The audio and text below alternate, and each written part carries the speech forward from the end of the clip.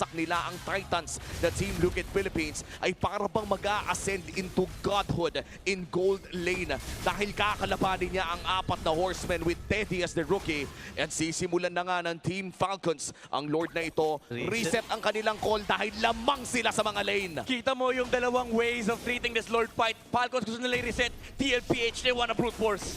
Yeah, gusto-gusto ata nila to pero si JP ang napupuruhan. Napapababa ng unti-unti yung kanyang buhay. River Manipulation ay bibitawan na kagad. Pero ang si Kyle ang magwawagi. JP ang may ipit. Nakaplay si Super Makmak pero sa likod na bahagi si Carl TZ. Pinuntahan si Haji. Mabubuhay din naman siya pero napakati naman si Super Marco na gamit niya rin niyang Wind of Nature. And this time may buhay pa rin si Carlito. Pero nandiyan si Flap. Kyle ngayon ay naghahabol. Sa likod na bahagi si Ogan ay pinuntahan na rin kagad si Carl TZ. Tapos si Super Marco ataka nila pupuntahan. Teddy makikipagsabayan na. Wala siyang BMI. At mamamaalam din siya. Carl TZ and Sanford na lang ang natitira. Pero hinahabol pa si Ogan ha. Ogan hindi ata sapat ang kanyang movement speed. Pero si Sanford ay tumedepensa na. Siya mauutihan at yung Lord ay nagmamarcha na. Kailangan na kumapit dito ng Team Liquid Philippines pero napakaraming reinforcement mula sa Team Falcons.